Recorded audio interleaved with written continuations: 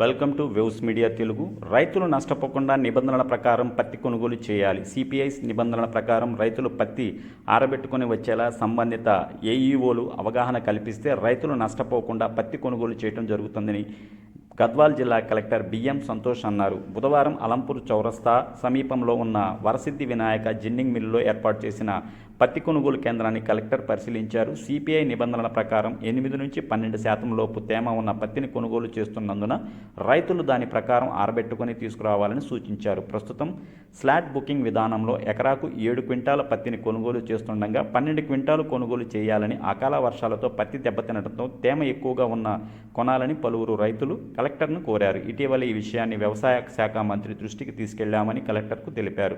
ఈ సందర్భంగా కలెక్టర్ వాహనాల్లో రైతులు అమ్మేందుకు తీసుకొచ్చిన పత్తిని పరిశీలించి అధికారులతో మాట్లాడారు. అనంతరం కలెక్టర్ జిన్నింగ్ ప్రక్రియను పరిశీలించారు. ఈ పర్యటనలో జిల్లా మార్కెటింగ్ అధికారి పుష్పమ్మ, జిల్లా కోఆపరేట్ అధికారి శ్రీనివాస్, సిపిఐ అధికారి, సిసిఐ అధికారి రాహుల్ కలానా తదితరులు పాల్గొన్నారు.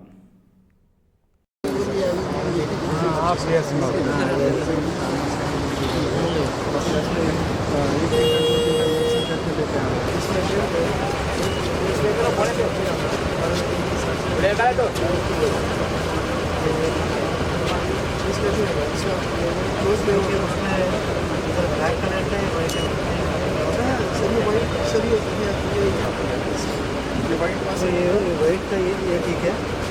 ये तो ऑलरेडी सर ओपन है सर, ये ओपन नहीं करते, हाफ है ना, एकदम क्लोज है ना, ये ना